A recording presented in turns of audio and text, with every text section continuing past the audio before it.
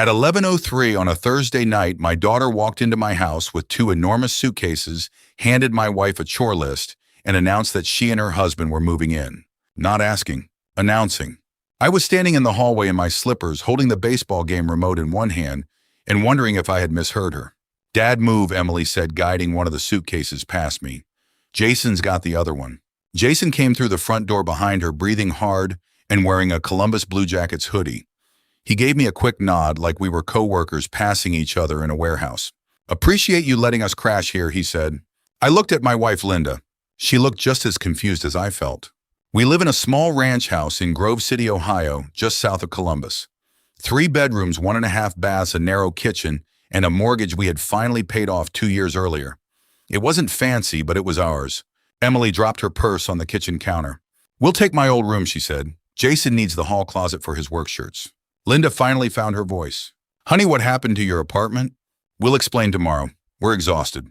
Then Emily pulled a folded sheet of paper from her coat pocket and pressed it into Linda's hand. "What's this?" Linda asked. "Just a few things to keep everybody organized." Linda opened it. Breakfast at 6 a.m. Fresh sheets every Monday. Bathroom scrubbed nightly. Jason's work clothes hand-washed and ironed. Quiet after 9:30 p.m. I read it over her shoulder. For a few seconds, I thought it had to be a joke. It wasn't. Jason pointed toward the bedroom hallway. "Do you still have that old ironing board?" Linda stared at him. I could see her fingers tighten around the paper. Emily smiled like she was trying to smooth things over. "Mom, it's not a big deal. We both have stressful jobs. We just need some structure." I wanted to say plenty. I wanted to ask why 2 adults in their 30s had arrived without calling.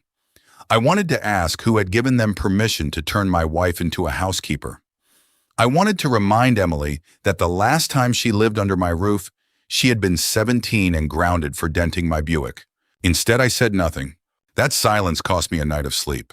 At 5:30 the next morning, I got up, made coffee in our old Mr. Coffee machine, and wrote a list of my own. At 6 o'clock sharp, Emily and Jason sat down at the kitchen table. Waiting for them were 2 glasses of tap water and 1 folded sheet of paper. On top in black marker, I had written, "My house, my rules." Emily unfolded my list and read the first line aloud. "Rent $900 a month?" Jason leaned across the table. "Let me see that." He took the paper from her and kept reading. "Buy your own groceries. Do your own laundry. Clean your own bathroom.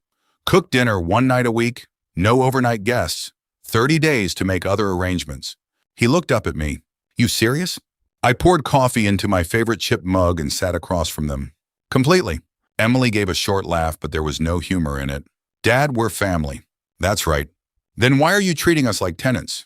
"Because tenants usually ask before they move in." Linda stood by the sink holding her tea with both hands. She had barely spoken since the night before. I knew that look. She wanted peace, even if peace meant swallowing what hurt. Emily turned to her. "Mom, are you okay with this?" Linda glanced at me, then back at our daughter. "I think we all need to calm down." That was not an answer, and Emily knew it. Jason pushed the paper away. $900 is ridiculous. Your house is paid off." I felt my jaw tighten. "How do you know that?" Emily looked down. That told me enough. I had mentioned paying off the mortgage during a family barbecue the previous summer. Apparently, they had remembered the useful part. Jason stood and opened the refrigerator. "There's no orange juice." "There's a Kroger 3 miles down Stringtown Road," I said. He turned slowly. "You're really doing this." I almost backed down. That is the part people leave out when they tell stories about standing up for themselves. They make it sound clean. It wasn't. Emily was still my little girl in my mind, the child who used to fall asleep on my shoulder during Sunday football, the teenager who called me from a dark parking lot after her first breakup. For 1 second, I wanted to tear up the list, make eggs, and tell everyone we would figure it out. Then Jason took Linda's clean dish towel, wiped spilled water off the floor with it, and dropped it into the sink. "Make sure that gets washed separately," he said. Linda stared at the towel. I folded my arms. The rules stay. For the next several days, they behaved as if my list had never existed. Dirty plates appeared in the den. Wet towels stayed on the bathroom floor. Jason left his boots in the hallway where Linda nearly tripped over them. Emily ordered takeout and charged it to a credit card she claimed was just for emergencies. By Sunday night, Linda and I were arguing in whispers behind our bedroom door. "They're struggling," she said. "So are we. She's our daughter. And he is treating you like hired help." Linda sat on the edge of the bed and rubbed her forehead. "What if pushing them makes things worse?" I looked toward the hallway where Jason was laughing loudly at something on television. It already is worse. The next morning, I found a past due notice sticking out of Emily's purse. The address wasn't ours. It belonged to a luxury apartment complex across town.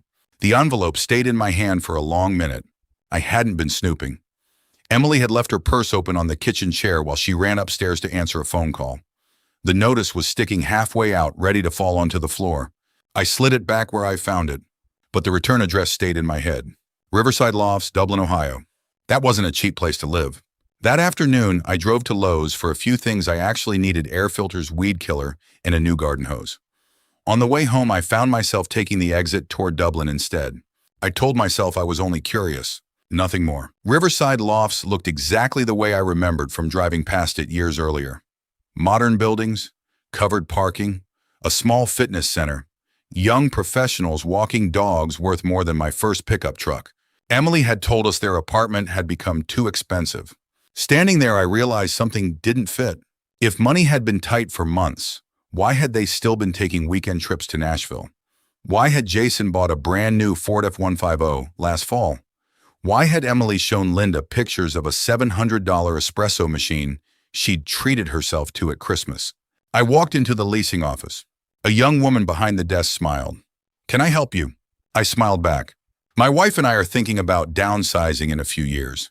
Just wanted to pick up a brochure." She happily handed me one and started explaining floor plans. Before I left, I casually asked, "Are apartments here hard to rent?" "Usually, yes. So if someone moved out early?" She nodded. "Most residents either finish their lease or pay an early termination fee." I thanked her and walked out. She hadn't told me anything confidential. She didn't have to. On the drive home, my phone rang. It was Linda. "Can you stop by Kroger?" she asked quietly. "We're out of milk." "Sure." She hesitated. "And maybe don't rush home." I knew what that meant. When I walked through the front door 40 minutes later, Jason was pacing around the living room. "I shouldn't have to explain every purchase I make," he was saying. Linda stood with her arms folded. Emily looked embarrassed. The moment they saw me, the room went silent. "What happened?" I asked. Emily sighed. "Mom asked why we ordered another television." "Another," Jason answered before she could. "The bedroom needed one." Linda looked at me. "They charged it to another credit card." I looked toward the hallway. A 70-inch television was still sitting in the shipping box. "You couldn't afford rent," I said slowly. "But you bought another TV?" Jason shrugged. "We deserved it." I couldn't believe what I was hearing. Later that night, after everyone had gone upstairs, Linda sat beside me on the back patio. The July air was warm and lightning bugs drifted across the yard. "I don't understand her anymore," she whispered. Neither did I. The little girl who once saved her allowance to buy her mother a birthday mug had somehow become a woman who expected her mother to iron her husband's shirts. The next morning, while taking our trash bins to the curb, I noticed our neighbor Bob Henderson waving from across the street. "You know," he said with a grin, "I heard your daughter finally found a place to stay." I smiled politely. Then he added something that made my stomach tighten. "Smart move on their part. Around here, everybody says they'll probably be living with you for at least a year." Bob had already started walking back toward his mailbox before I found my voice. "A year?" He turned around. "That's what I heard." "From who?" He shrugged. "My wife plays pickleball with Karen Wilcox. Karen works with your daughter over at the insurance office. Small world." "That was Grove City for you. News traveled faster than the weather." "What exactly did Karen say?" Bob looked uncomfortable. "I probably shouldn't. Bob," he sighed. "She said Emily and Jason weren't worried. Said they'd stay with you until they got back on their feet. Maybe longer." I nodded once. "Thanks." He gave me an apologetic smile and went inside.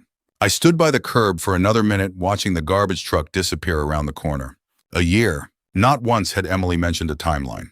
When I walked back into the house, Jason was sitting at my kitchen table scrolling through his phone. Without looking up, he asked, "You mind making another pot of coffee?"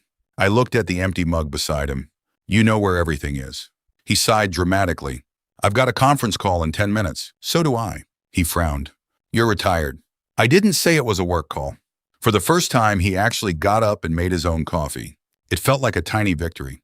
That afternoon, I climbed into the attic looking for an extension cord and found an old cardboard box marked Emily. Inside were school papers, softball trophies, birthday cards, and dozens of photographs. One picture stopped me. Emily was 8 years old, missing her 2 front teeth, proudly holding the blue bicycle I'd worked overtime to buy her. I sat on the attic floor longer than I meant to. Maybe this was partly my fault. Every time life knocked her down, Linda and I had stepped in. When she wrecked her first car, I paid the deductible. When college loans overwhelmed her, I refinanced our home to help. When she lost her first apartment after a breakup, she stayed with us for 4 months. Every rescue had felt like love. Now I wondered if it had quietly become permission. That evening, Jason invited 2 friends over without asking. They parked in my driveway, drank my bottled water, and watched a baseball game in my living room like it was a sports bar. After they finally left, I noticed deep scratches on our hardwood floor. One of them had dragged a metal cooler across it. Linda saw them too. Oh, Frank. She knelt down and ran her fingers over the marks. They didn't even notice. I didn't answer. Instead, I walked into my small home office and opened a fresh spiral notebook. Across the top of the first page, I wrote, house expenses. Below that, damage. Then, dates. I wasn't building a case against my daughter. At least that's what I told myself. I was trying to keep facts separate from emotions. Over the next week, I wrote down everything. The extra grocery bills, the higher electric usage, the streaming subscriptions Jason quietly added to our television, the damaged floor, the overflowing trash, the late-night guests. Every entry had a date. Every expense had a receipt. I hoped I'd never need any of it. Then on Friday afternoon, my phone rang. The caller ID showed a number I didn't recognize. Mr. Miller. Yes, my name is Denise. I manage Riverside Lofts. I felt my pulse quicken. I think there's something you should know about your daughter and son-in-law. I stepped out onto the back deck before I answered. I'm listening. Denise lowered her voice. I hope I'm not overstepping. I recognize your name because you're listed as an emergency contact on your daughter's old lease. I hadn't even remembered signing that paperwork years ago. Is everything okay? That depends on how you define okay. She paused. Emily and Jason didn't leave because they couldn't afford the apartment. I leaned against the deck railing. They told us rent got too expensive. No, sir. My stomach tightened. They broke their lease. I didn't interrupt. They still owe an early termination balance plus damages. We've been trying to work out a payment plan. I closed my eyes. So they're behind? Yes. By how much? I can't discuss exact numbers. I understand. She hesitated again. I only called because they listed your address as their permanent mailing address this morning. I thought you should know. After thanking her, I ended the call and stood there for several minutes. The cicadas were loud. A lawnmower hummed somewhere down the street. Everything around me looked perfectly normal. Inside, nothing was. That evening, I waited until Jason left to pick up pizza before I spoke with Linda. She listened without saying a word. Finally, she whispered, "Why would Emily lie?" I don't know. She knows we'd have helped. That may be the problem. Linda looked at me. What do you mean? We've always helped. She didn't answer, because she knew I was right. Later that night, Emily came into the kitchen for a glass of water. Dad, yeah, are you mad at me? I looked at my daughter for a long moment. I don't even know what I'm supposed to believe anymore. She looked away. Things just got complicated.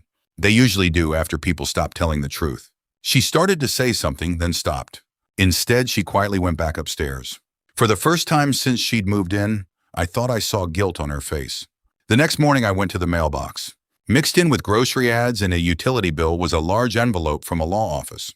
It wasn't addressed to me. It was addressed to Emily. I carried it inside without opening it. Emily, I called. She came downstairs still in sweatpants. Mail for you. The moment she saw the return address, the color drained from her face. Jason walked in behind her. What is it? She tried to slide the envelope under a magazine. Nothing. I had seen enough. That afternoon, while they were both at work, I met with an estate attorney in downtown Columbus. His office overlooked the Scioto River. After listening to my story, he folded his hands on his desk.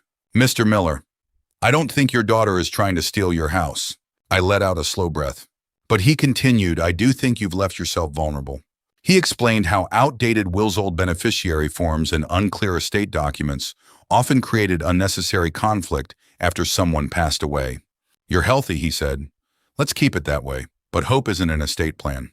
Before I left, we updated my will, my financial power of attorney, and my medical directives. Nothing dramatic, nothing spiteful, just clear. As I walked back to my truck, I realized something. For the first time in weeks, I didn't feel angry. I felt prepared. The lawyer's paperwork sat in the glove compartment all the way home. I didn't tell Linda right away, not because I was hiding anything from her. I simply needed a few hours to let everything settle in my own mind before I asked her to carry the weight with me. That evening, we ate dinner in near silence. Jason had picked up barbecue from City Barbecue on his way home, but somehow Linda and I were expected to pay for half of it because, according to Emily, We're all eating together. I handed Jason $20. No, I said. This covers Linda and me. The rest is between you two. He stared at the bill. You're actually keeping score now? No, I'm keeping boundaries. He laughed under his breath. Emily didn't. After dinner, Linda and I sat on the back porch while the sun dropped behind the maple trees. I finally told her about the attorney. She listened carefully. You changed the will. I updated it. She'll think we're punishing her. I didn't do it to punish anyone. I looked out across the yard. I did it because I realized we've spent 30 years preparing Emily for every emergency except the one called adulthood. Linda's eyes filled with tears. She wasn't always like this. I know.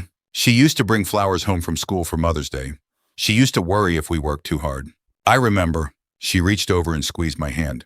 I miss that girl. So do I. The next few days were surprisingly quiet. Too quiet. Emily started loading the dishwasher without being asked. Jason even took the trash to the curb once. For a moment, I wondered if maybe we'd turned a corner. Then Friday night arrived. Linda had spent nearly 2 hours making pot roast mashed potatoes and homemade rolls. We sat down together just after 6. Halfway through dinner, Jason looked at Linda and frowned. These potatoes are cold. Linda smiled politely. I can warm them up. They should have been hot to begin with. She stood to take his plate. I reached out and gently touched her arm. Sit down. She looked at me surprised. I turned to Jason. If they're cold, the microwave is 6 feet away? He smirked. I was talking to Linda. I know. Emily shifted uncomfortably. Dad, let's not make this a thing. Jason leaned back in his chair. I just figured if she's home all day. The sentence never finished. Linda wasn't home all day. She worked 3 mornings a week at the public library in Grove City because she loved the people there. Jason knew that. He simply didn't care. I pushed my chair back. Dinner's over. He blinked. What? You heard me. You're kicking me out over potatoes. Number. I looked him straight in the eye. I'm done watching you disrespect my wife in her own home. The room fell completely silent. Emily looked from me to Linda. Dad. I stood, walked to my home office, and returned with an envelope. Inside was a formal 30-day notice our attorney had prepared. I placed it on the table. You have 30 days to find another place to live. Emily's hand started shaking before she even opened it. Emily read the notice twice. The second time, her hands were shaking so badly she had to set it on the table.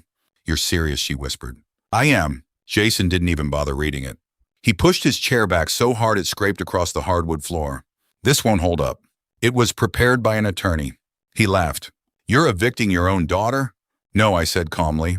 I'm ending an arrangement that was never discussed, never agreed to, and was taken for granted from the minute you walked through my front door. Emily looked at Linda. Mom? Linda swallowed. I don't want you to leave. Emily reached for her hand. But Linda slowly pulled her hand back.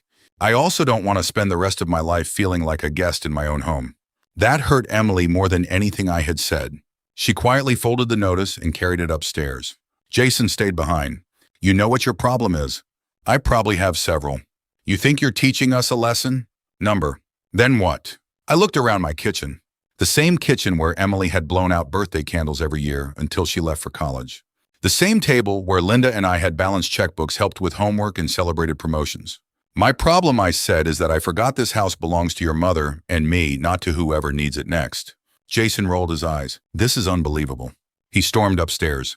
For the next week, the house became painfully quiet. Nobody argued. Nobody laughed. Emily and Jason stayed mostly in their room. Every evening, I wondered if they were apartment hunting. Every morning, I hoped they were. Then one Saturday, I came home from Menards with mulch for the flower beds. 3 unfamiliar cars were parked in my driveway. Music was playing inside. When I opened the front door, I found half a dozen people in my living room watching college football. Coolers sat on my coffee table. Someone had balanced a paper plate on Linda's antique cedar chest. Jason looked up. Oh, hey, what is this? Just a few friends. You invited people into my house. He shrugged. You weren't home? That wasn't the question. One of the guests stood up. We should probably go. Yes, I said. You probably should. Within 2 minutes, everyone was gone. Jason slammed the front door behind them. You embarrassed me. I wasn't trying to. You treat us like children. I nodded. Adults don't invite guests into someone else's house without asking. Emily came downstairs just in time to hear that. Jason, she said quietly. Not now. Number. She looked exhausted. He's right. Jason stared at her. You're taking his side. I'm taking the side that's making sense. It was the first time Emily had openly disagreed with her husband. He grabbed his truck keys and walked out. The front door rattled behind him. Emily sank onto the couch. I don't know how everything got this bad. Neither did I. But for the first time since all this started, I realized something had changed. Emily wasn't defending him anymore. She was starting to question him. Before we get to the courtroom, the outline called for Jason to actively resist leaving and for that conflict to build toward the hearing. In the previous part, Emily has started questioning him, so I'll carry that into the legal confrontation. Jason didn't come home until after midnight. I heard his truck pull into the driveway, then the front door slam hard enough to rattle the picture frames in the hallway. Linda rolled over in bed. Is he back? Yeah, neither of us slept much after that. The next morning I found Jason sitting on the back porch with a cup of coffee. He looked tired, but not apologetic. We're not leaving, he said before I could even sit down. I pulled out the other chair. You have 23 days. He shook his head. I talked to somebody. A lawyer. He smiled. Maybe. I wasn't about to play guessing games. If you hired an attorney, that's your right. He said family cases are messy. They usually are. He also said judges don't like parents throwing their kids out. I looked at him for a long moment. I'm not throwing out a little girl. He didn't answer. I'm asking two grown adults to take responsibility for their own lives. He stood and walked inside without another word. Over the next 2 weeks, the tension settled into something almost routine. Emily quietly searched apartment listings on her laptop. Jason refused to go to a single showing. Whenever Emily mentioned a place, he found a reason to reject it. The neighborhood's too old. The rent's too high. The commute's too long. It finally hit me. He wasn't looking for a home. He was looking for an excuse to stay. 3 days before the notice expired, I received court papers. Jason had formally challenged the eviction. Linda looked exhausted when I handed her the envelope. I was afraid of this. So was I. She sat at the kitchen table for a long time. I hate that our family has come to this. So do I. The hearing was scheduled at the Franklin County Municipal Court in downtown Columbus. The week before court felt longer than the previous month. I organized everything into a binder. Utility bills, grocery receipts, photographs of the scratched hardwood floor, the written notice, and tucked into a plastic sleeve near the front, the sheet of paper Emily had handed Linda on that first night. I hadn't looked at it in weeks. Reading it now, I almost laughed. Breakfast at 6 a.m., fresh sheets every Monday, bathroom scrubbed nightly, Jason's work clothes hand-washed and ironed. It seemed unbelievable that anyone could hand that list to someone else and think it was reasonable. The morning of the hearing, Linda reached over the center console as we waited at a red light. Frank. Yeah, no matter what happens in there. She squeezed my hand. Don't forget she's still our daughter. I nodded. I won't. I meant it. I wasn't going to court to win against Emily. I was going to protect the home Linda and I had spent 30 years building. As we walked through the courthouse security checkpoint, I spotted Emily and Jason standing with a young attorney I'd never seen before. Jason caught my eye. For the first time since this all started, he looked completely confident. Before the hearing even began, I noticed something that surprised me. Emily wouldn't look at me. Not once. She stood beside Jason with her arms folded, staring at the floor, while their attorney spoke quietly to both of them. Jason, on the other hand, looked like he'd already won. He even smiled when he saw the binder under my arm. You brought homework, he said. I smiled back. I brought records. The bailiff opened the courtroom doors. Case number 24-CV-1847. We all stood as the judge entered. The hearing started simply enough. Our attorney explained that Linda and I owned the home that Emily and Jason had moved in without any written agreement, paid no rent, and had remained after receiving proper notice to leave. Then Jason's attorney stood. He painted a very different picture. Your Honor, my clients were invited into the home during a financial hardship. They reasonably believed they would be allowed to remain while rebuilding their savings. Mr. and Mrs. Miller suddenly changed their minds. I glanced at Emily. She still wouldn't meet my eyes. The judge turned toward us. Mr. Miller. Yes, Your Honor. Did you invite them to move into your home? No, sir. They arrived unannounced. Our attorney handed over copies of the written notice, utility bills, grocery receipts, and photographs documenting the additional expenses and damage during the weeks they stayed. The judge reviewed them carefully. Then he looked at Jason. Did you contribute toward household expenses? Jason cleared his throat. We were planning to. Were you asked to? Yes. Did you? No. The courtroom became very quiet. Our attorney reached into the binder one last time. Your Honor, there's one document we'd like to submit. He handed it to the bailiff. The judge unfolded the single sheet of paper. For several seconds, he said nothing. Then he read aloud. Breakfast at 6, fresh sheets every Monday, Bathroom scrubbed nightly, work clothes hand-washed and ironed. He looked over his glasses. Who wrote this? Emily finally raised her hand. I did. You gave this to Mrs. Miller? Yes, sir. When the night we moved in, the judge set the paper down. So on the very first night you entered someone else's home, you presented the homeowner with a list of chores you expected her to perform for you. Emily's face turned bright red. Yes, William. He leaned back in his chair. I've been on this bench for 17 years. A faint smile crossed his face. I can honestly say I've never seen that before. A few people in the gallery chuckled. Not loudly, just enough to break the tension. The judge's expression quickly became serious again. This document tells me far more about the relationship between these parties than any argument I've heard this morning. He signed the order. The court finds in favor of the plaintiffs. Jason's shoulders slumped. Emily quietly wiped away a tear. Neither Linda nor I celebrated. As we left the courtroom, Emily whispered my name for the first time in weeks. Dad! I turned around. She looked at the floor. I'm sorry. It wasn't a complete apology, but it was the first honest thing I'd heard from her since that Thursday night at 11:03. 2 weeks after the hearing, the moving truck pulled into our driveway just after 8 on a Saturday morning. It wasn't a big truck, just a 16-foot U-Haul with a few borrowed dollies and a couple of friends helping. Jason barely spoke. He loaded boxes with the same determination he'd used to argue with me, but without any confidence behind it. Emily was different. She moved slowly, stopping now and then to look around the house. I recognized every place she paused. The hallway where we'd marked her height with a pencil every birthday. The kitchen where Linda taught her how to make chocolate chip cookies. The maple tree out front where I'd hung a tire swing when she was 9. Memories have a way of showing up when pride finally leaves the room. Linda packed a small cardboard box herself. Inside were Emily's childhood photo albums, a quilt her grandmother had sewn, and the ceramic Christmas ornament Emily made in 2nd grade.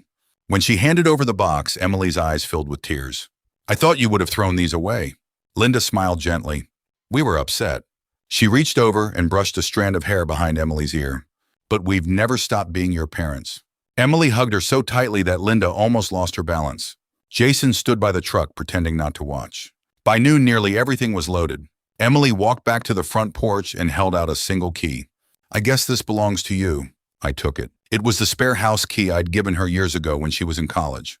Neither of us said anything for a few seconds. Then she quietly asked, Do you think you'll ever trust me again? I answered honestly. I think trust grows back the same way it was lost. Slowly. She nodded.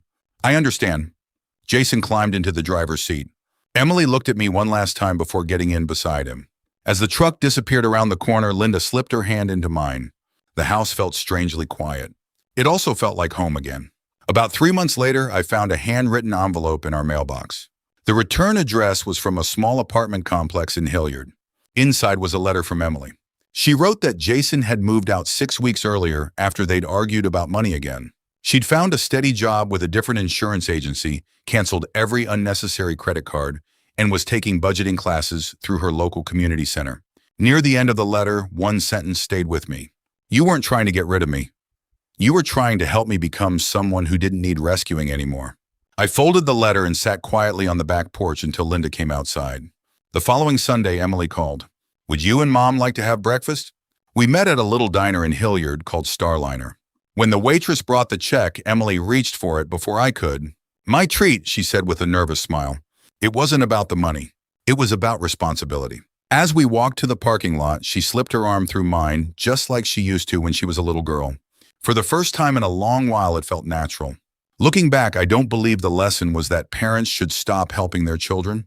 I think the lesson is knowing the difference between helping someone through a hard season and protecting them from the consequences that help them grow. Love without boundaries can become a burden for everyone involved. If this story reminded you of someone you love, or even of yourself, I hope it encourages an honest conversation. Thank you for spending this time with me, and I truly enjoy hearing your thoughts in the comments.